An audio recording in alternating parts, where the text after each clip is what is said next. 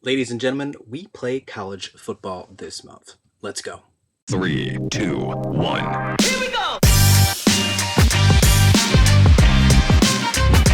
Welcome into the Daily Slash here at Slasher U, presented by Slasher Sports. I'm your host, Christian Rao. Today is August 1st in the year that is not the Pac-12's 2023. Fall camps are beginning all over the country, and week 0 is only a few Saturdays away. 133 teams and a million things to talk about before opening kickoff, so let's get going. But before we dig in today, please hit that like and subscribe button if you love college football. We're going to bring you new clips and videos every single day on the channel, and would love to have you along for the ride. Also, please leave your comments in the description below and join the conversation. We are hoping to get 1,000 subscribers by the season starts, so let's incentivize this challenge with all of you. Subscribe to the channel, send a screenshot to slashersportsu@gmail.com to be entered to win a $100 gift card to Fanatics. Get yourself some new swag to rep your team for the 2023 season, just for supporting us here at Slasher U. Depending how fast we get to the goal, we might give away multiple gift cards. So help us get to our goal. Winner will be announced before the week 0 kickoff. Quick breakdown on what's on the slate today. Well, we have some major programs, college football playoff caliber teams that do not have any idea who will play under center for them this season. That's a problem. We'll also break that down. We're going to go over my top 5 favorite transfers heading into fall camp this season. They might not be the biggest names or the top 5 on some of your favorite websites for transfers, but they are the 5 that I'm most excited about, and they will be worth paying attention to. We're also going to address the elephant in the room and talk about that Big 12 adding Colorado. What's that mean? What's next? Who could be next? There's a lot of rumors swirling around, things that are going to happen today as well. That was circling overnight, probably while you were sleeping. We're going to get to the bottom of that, or at least try and break it down and read the tea leaves, if you will. Pac-12 seems to have a horse with a bullet in its side, so we need to know, is it time to put old Nelly down, right? Is it time to do that? Well, and then also it's Tuesday. So we're going to have a little bit of action for you. That's right, on this show we cover all 133 teams, not just the Power 5 or Power 4 or whatever happens in the next coming days. We'll probably get in some FCS too. I'm not ruling that out sometime this season. On that note, we're going to end the show with a certain G5 team and why you shouldn't be sleeping on them this season. Maybe not for college football playoff, but at least for the NY6. What's that team, who it's going to be? If you watched this last season here at Slasher U, you might know where I'm going with this. I want to thank you for joining me today as we get back in the groove of things. We took a break on this channel, but not by choice. Had a lot of things happening that made dropping content very difficult. Sold my house, moved away from Virginia Beach, took that nice 40-hour drive across the country. Now live just north of Seattle, Washington. So huge move, beautiful one though. So it's amazing where we are right now. Couldn't be happier. And for all my Hampton Roads friends, don't worry. You'll still get my ODU spots when I can, even though they might be god-awful this coming season. They'll still be there. All right, enough about that. If you want, you can also follow me on Twitter, or X, I don't know. Elon will probably change that again, but my handle, if that's what it's still called, is @SlasherU_, so go ahead and check that out. Always on there talking college sports, the occasional PGA golf tweets, as I'm trying to learn that. As we get more about that league, I'm getting older, need a new sport to play. As long as my back doesn't give out, we'll see how that goes. But hope to see you on there. All right, there are 2, not just 1, but 2 top programs that had plenty of question marks at the quarterback position. Alabama Crimson Tide and the Ohio State University Buckeyes.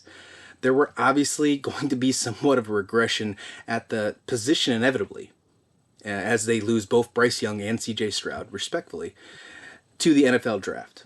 But did you expect, at August 1st, 2023, that both Nick Saban and Ryan Day not have a sure thing at the spot once August 1st came around? I sure didn't. So let's get into it. Let's start with Bama first. Saying goodbye to Bryce Young obviously wasn't going to be easy. We all knew this, but it seems like it's been way harder than expected. Nick Saban, after coming off a season last year where he went 11-2, missed on the chance for not only the college football playoff, but competing in the SEC championship, something we just don't see from an Alabama team too often after losses to both Tennessee, which I'm sure I'm going to hear about in the comments.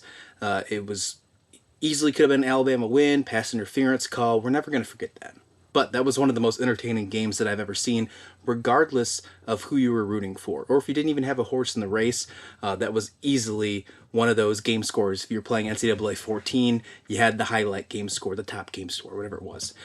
And obviously another loss to LSU. There were also some close losses, or close wins, I should say, to Texas and Texas A&M. Alabama just didn't look the same than they do in years past last season. Yes, Bryce had some injuries. We saw him obviously not play the full season, but Bama just didn't succeed the way we usually see them to do so. I'm a big believer of this phrase, and you're probably going to hear me say this over and over again as the season rolls on when it comes to football, basketball, especially in this new landscape that we're in with the NIL and transfer portal. And that phrase is adapt or die.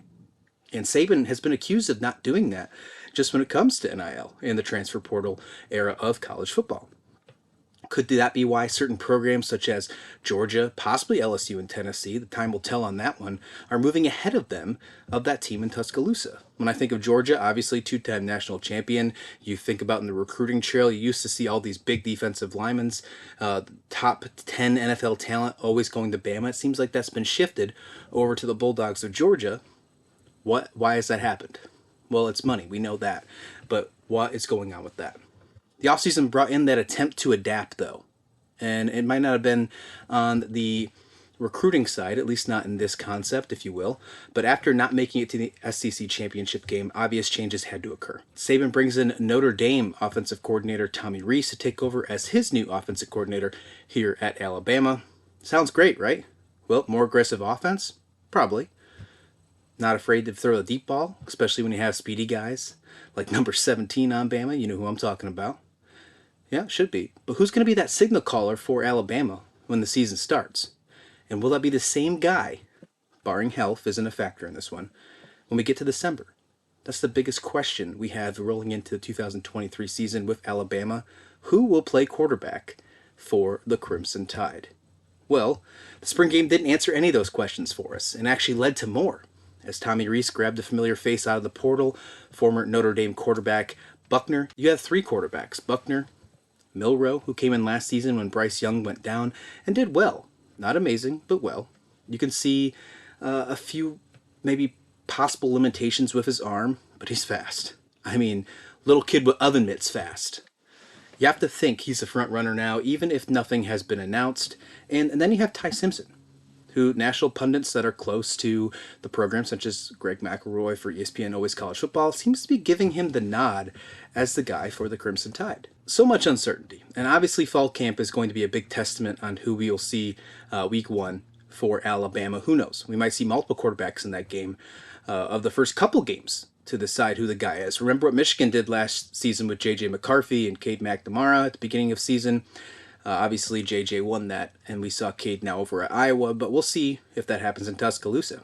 Here are my initial thoughts on the scenario, though, as we finally break this down. If everything remains equal from now until week one, which it won't, but if we're just speaking that the month of August completely disappears in a snap, I think the one who will get the first official snap for Alabama is Jalen Milroe. He seems like the safest option, and who knows if seniority is going to play a part as well in this conversation. Nick Saban is that old-fashioned kind of guy, as we've mentioned, adapt or die. So, as we said before, we saw him a little last season, and it could be just the easier option.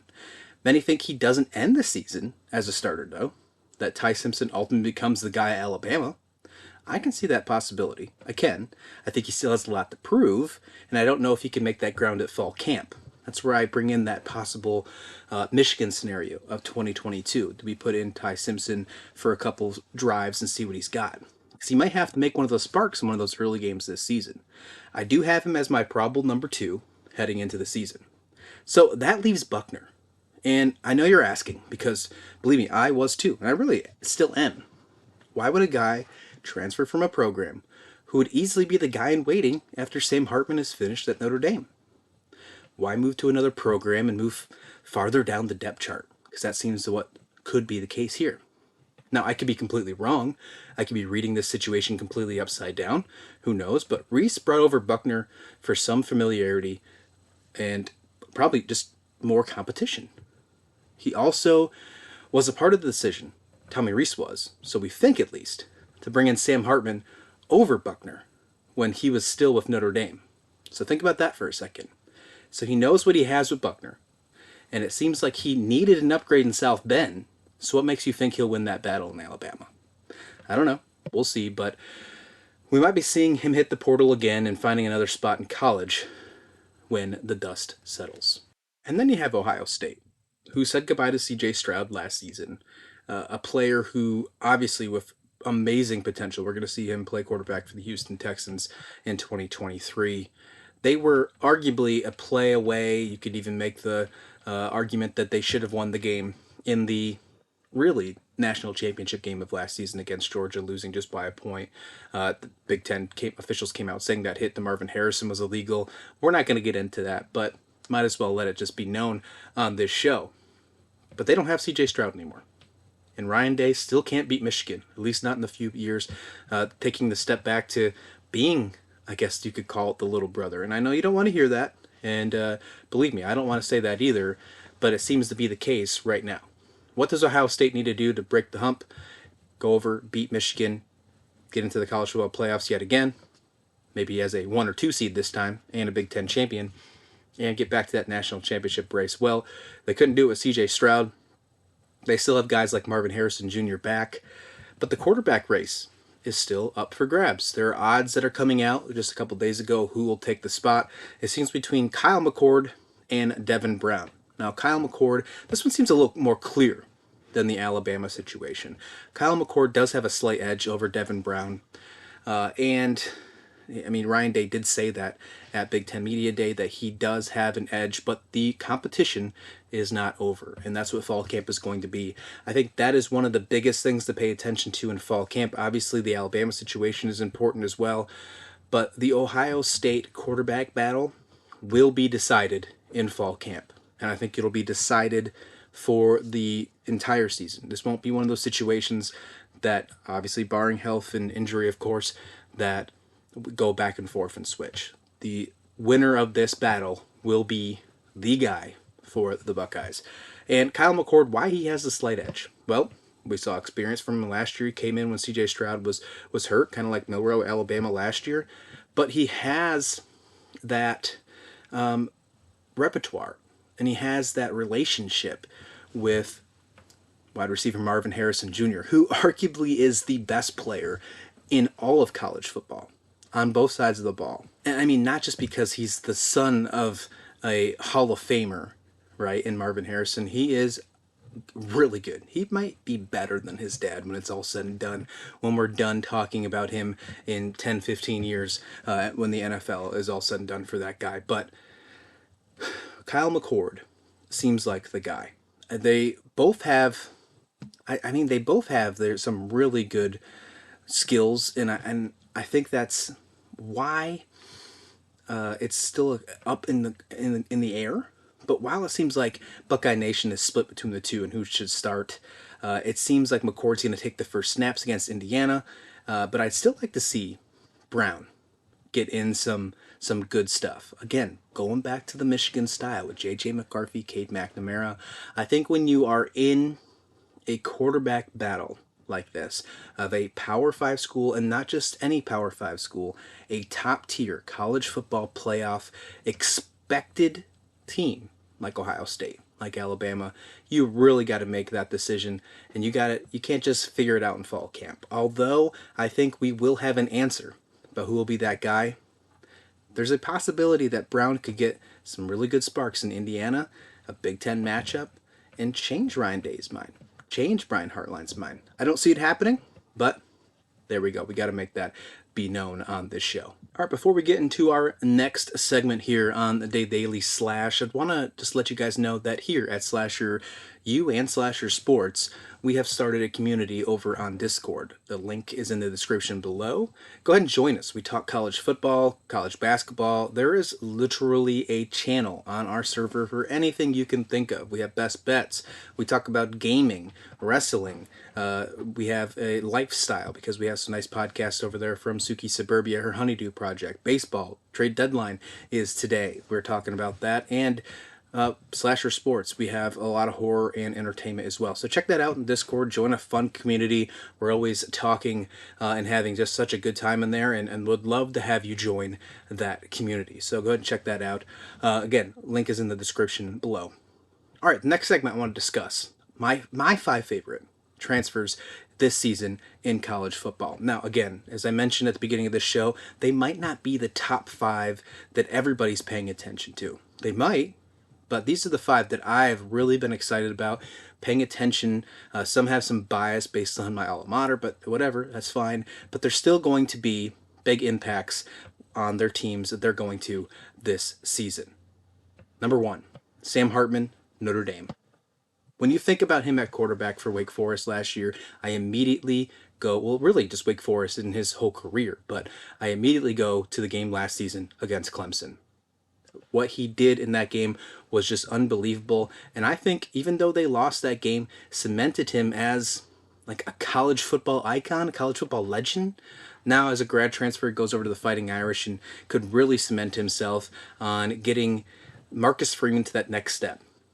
There's all this talk about Marcus Freeman and what happened last season as he started off so shaky for Notre Dame. You bring in a guy like Sam Hartman. Can he get to that double-digit win total? Can he get Notre Dame back into that Brian Kelly era, who, as much as there was some love-hate relationship for Brian Kelly, he got them to national championships. He got them to multiple 10-win-plus seasons. Marcus Freeman has to do that soon, I believe. I think he's going to have a longer leash than most. I do think that's going to happen. However, I think that a guy like Sam Hartman, especially when you say goodbye to Drew Pine over Arizona State, you let Buckner leave to Alabama, he's the guy this season, and I'm really looking forward to seeing what he can do. Notre Dame is going to be a very interesting team this year. I think they have a very tough schedule. Ohio State's on the slate. USC's on the slate, Clemson's on the slate. Can they get to that double win total? If they can get to 10 plus wins, then this team is going to be, right now they're on that nice uphill. What's going on with Marcus Freeman? What's going to happen if they can get to that 10 wins? Look out for them, not only this season, but even when Sam Hartman leaves from 2024 and beyond. So I'm looking for him to platform the Fighting Irish back to where we are used to seeing Notre Dame, to be completely honest. Number two, and this is a really exciting one for me as well, and I'm not sure how many people are following this one. I think this is a very underrated transfer, and that is Carson Steele, running back, now over at UCLA, coming over from the MAC, Ball State. What a fun running back. I mean, this guy, elusive, very good. He has the potential to be NFL caliber, one of the top running backs taken in the draft, and him moving from MAC to Power 5 and into the Pac-12 is going to really solidify that as long as he stays healthy and has a great season. Putting him in a Chip Kelly offense, I'm really looking forward to that one with Carson Steele. Also heard some things in some past and a couple articles that him having to go to UCLA, he had to let his pet alligator stay home. So this is a guy that is a huge character as well. So hoping that we see, now he's in this LA media, right? Hopefully that we see some really fun interviews from Carson Steele. Hopefully the social media team has some fun with that one as well. But Carson Steele is going to be a steal, if you will, for UCLA and a great running back. Maybe one of the top 5 in the country once it's all said and done this season. Stay on the offense. Really, all these are offensive players. It's hard for me not to be excited about some of these most powerful offenses this year.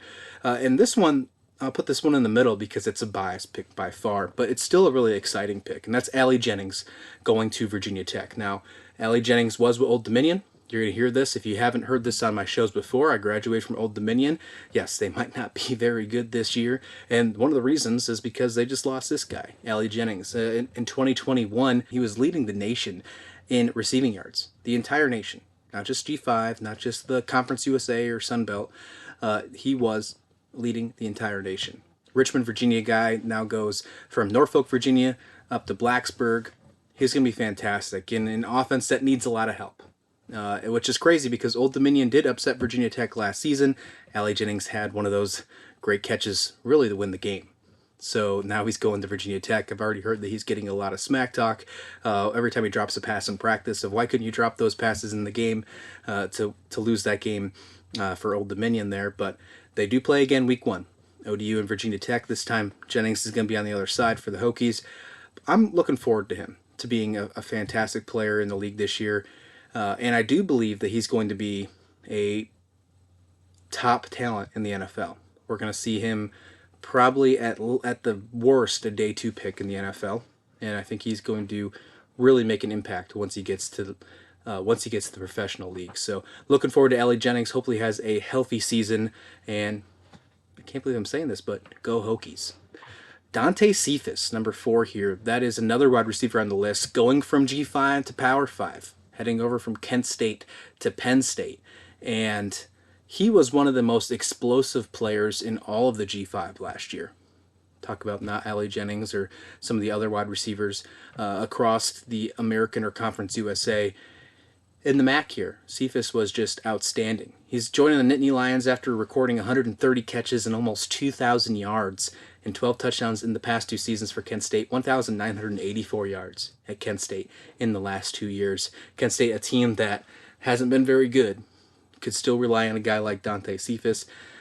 I mean, James Franklin, head coach for Penn State, is going to have his hands full with the talent that this roster in Penn State has. Could be the best roster that Penn State has, and Cephas is definitely one of those reasons for it. There's a lot of talk. Will Penn State be in competition with Ohio State and Michigan? Potentially find themselves in the college football playoffs or the Big Ten championship at the very least? If they do, it's because a guy like Dante Cephas really steps up and has a huge season for the Nittany Lions. And last here, I feel like we got to talk about it. And I feel like it's going to be a nice segue to the next segment we have as well. But Shedeur Sanders from Colorado. How can he not be at least the smallest amount excited about what Deion Sanders is doing in Boulder?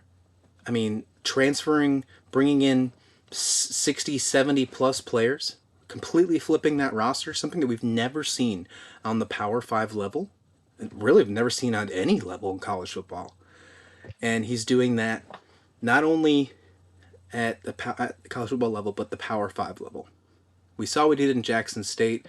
It's clear that he's a program builder.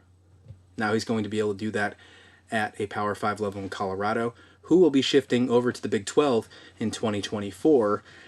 But this season, what will we get out of Colorado? Last season, they were completely terrible. So really, 2 wins and more is an improvement. I mean, a successful season for Colorado is probably 4-8. If you get to a bowl game, get to 6-6, it's monumental, right? So Shedeur Sanders, there's a lot of talk about how athletic he is. He was great at Jackson State. What can he do now at that Power 5 level and not in the FCS? Are we going to see that huge talent gap? The gap that everybody likes to talk about, that huge gap. There's always that talk between G5 and Power 5. Now we're going FCS to Power 5 in this conversation. So where does Shedeur Sanders sit? We're going to find out right away as they play TCU week 1. This is a game that you wouldn't think about being a really exciting game if you looked at the schedule at the beginning of last year. TCU was ranked last in the Big 12. Obviously, they went to the national championship game, and Colorado was terrible last season. And now you get Deion Sanders. So you get a reigning runner-up for the national championship against probably the most brand exciting team in Colorado week 1. I'm looking forward to that one. Well, speaking of brand, Colorado is now with the Big 12. Well, in 2024 they will be, but that puts them at 13, the Big 12, and you know they're not stopping there. There's a lot of talk going on, and it really started to brew up last night. So we're going to get into a lot of the information that we just heard over the last few hours before recording this, because there's a lot to uncover. I think, personally, they're not stopping at 13. It sounds like that we're going to get that answer possibly today. And we might talk about it on the next episode if that's the case. But there's a lot of talk that we may see Arizona, possibly Arizona State might follow. And then there's some talk about Utah joining. There's also rumors that Utah is not picking up the phone because they don't want to be in a conference with BYU, which I don't understand that one whatsoever. I think Utah would completely fit perfectly in the Big 12. Think of the holy wars that you could have with Utah and BYU in conference. It would only make that rivalry that much more. And then add TCU in the mix, another holy war, if you will, right? I think that would be really cool. I would love to see Utah join the Big 12 because of that reason and that reason alone. But when you look at the other teams in the mix here, and let's start with Arizona, Arizona State. First, Arizona. Makes perfect sense. Brett Yormark is a basketball guy. He talked about in Big 12 Media Day.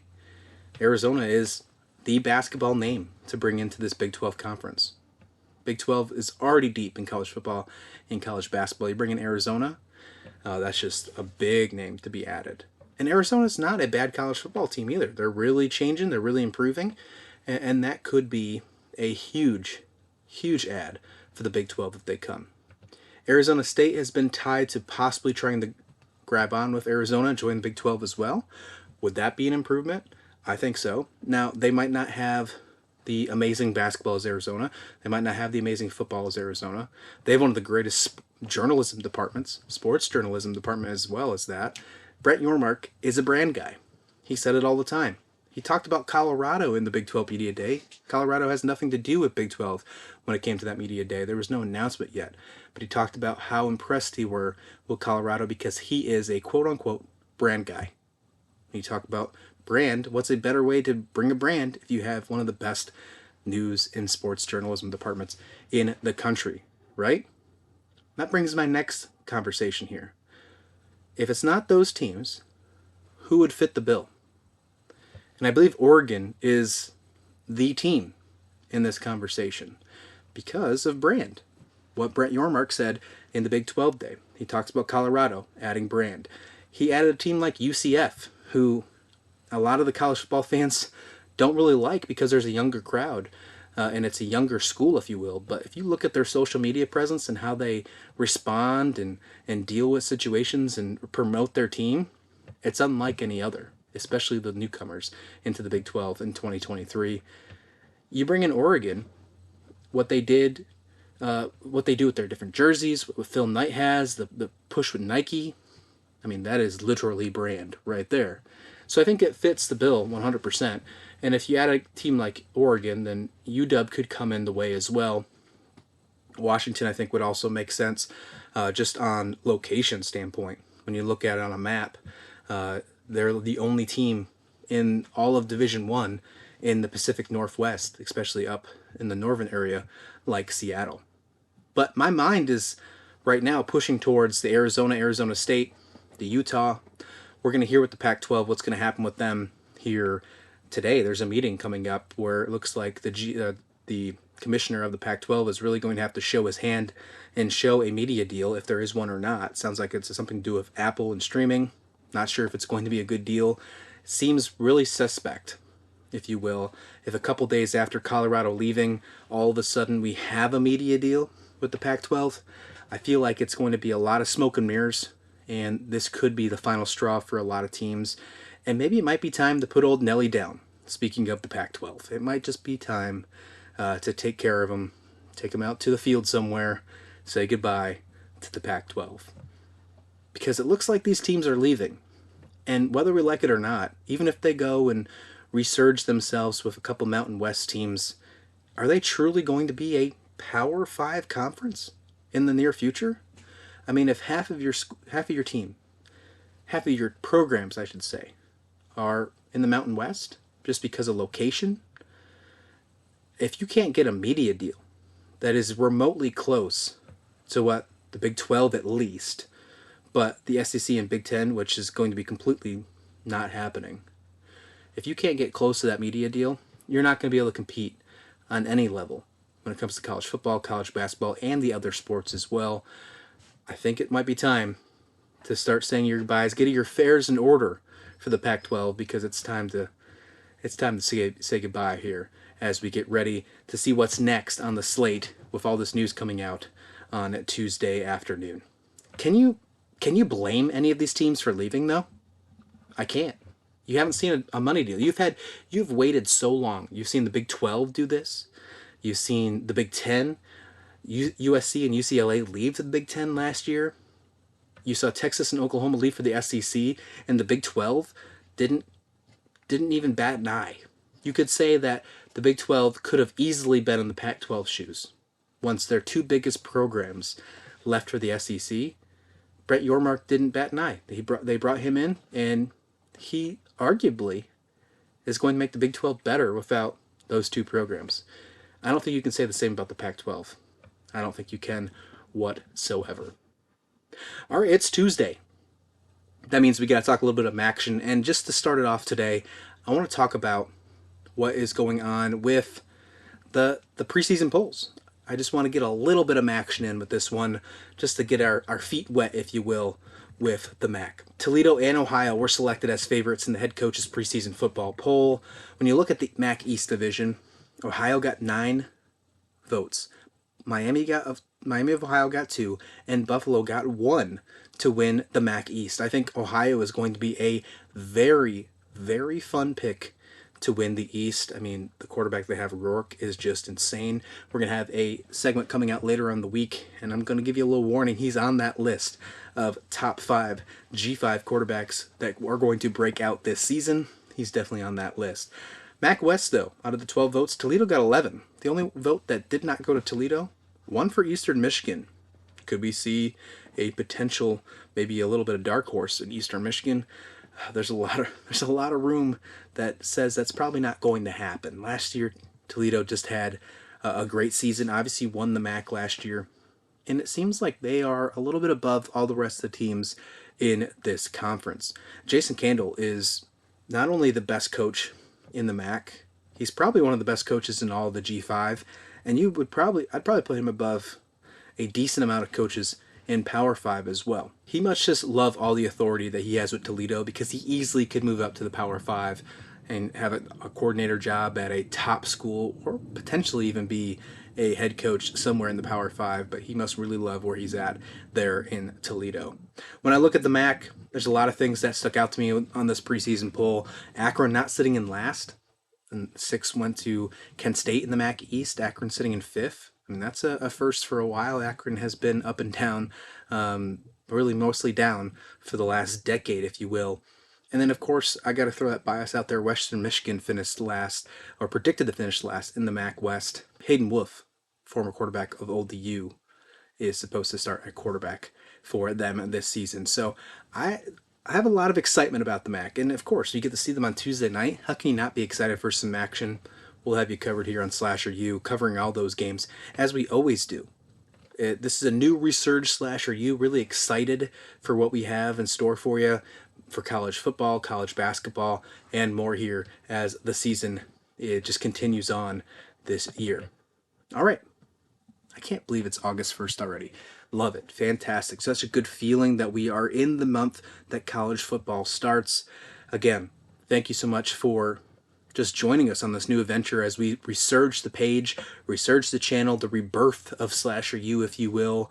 And here at the Daily Slash, we're going to bring you these episodes Monday through Friday.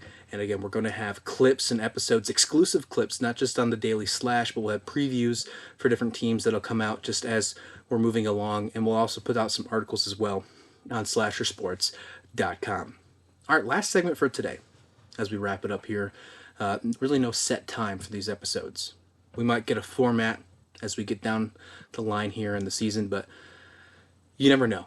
I think like it could be a half-hour show, it could be an hour show, depending on what kind of news. And there's just so much to talk about right now. I wrote down as much as I could, but you know how there's just it's ever changing. As you heard about the Pac-12 just talking just a minute ago, that was some of that news came out 5 minutes before I hit record on this show. My last segment tonight is a nod to some of the best fans in college football that we found last season, and also truth. I truly believe this statement, so I want to make sure that I talked about this on our first episode of the rebirth of Slasher U here at the Daily Slash. Why you should not be sleeping on the University of Texas San Antonio, the UTSA, in the American Conference in 2023.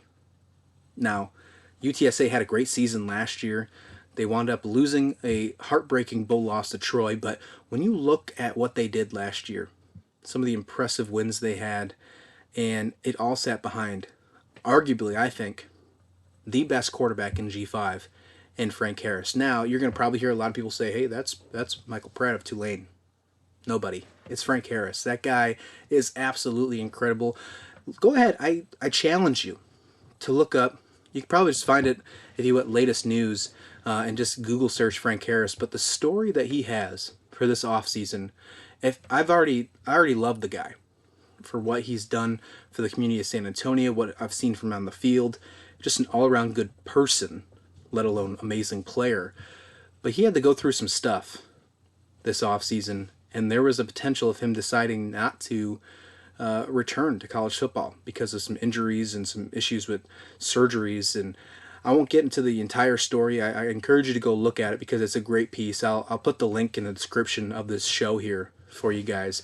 A fantastic piece that was done for Frank Harris. But he's back, and they think that he's going to be ready to go for the start of the season. There's a lot of people talking about a potential trap game for an SEC team in Tennessee when they play UTSA. I think that could be right. I think there is a huge probability that we see UTSA take out the Volunteers.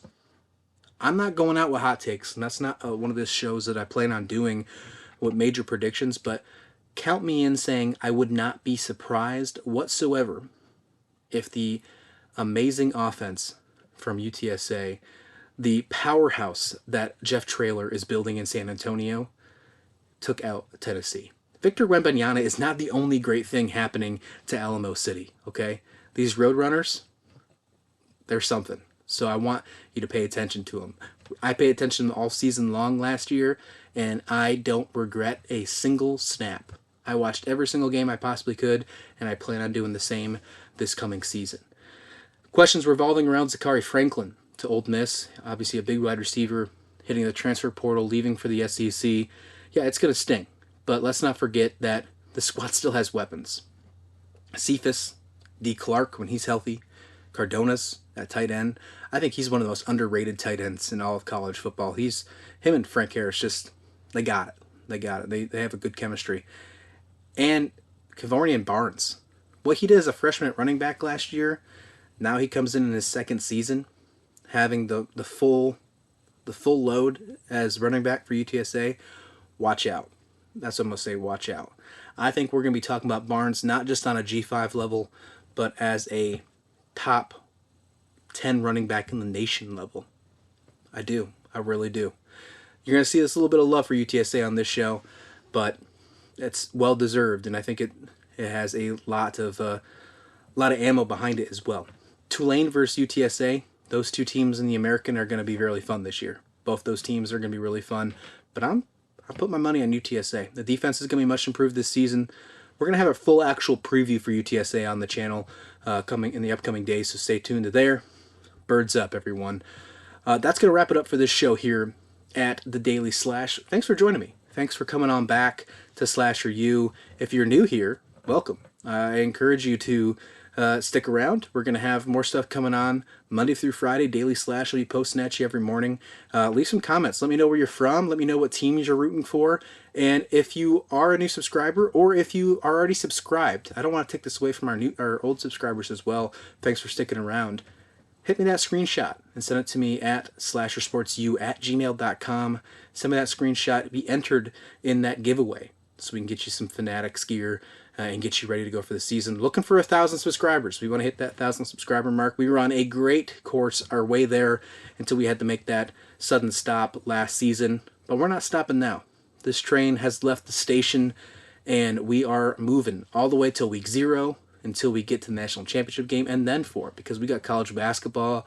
This channel is going to never stop from here on out. So I hope you subscribe. Hope you join the adventure. Again, leave some comments, and we'll see you back here tomorrow for another episode here at the Daily Slash.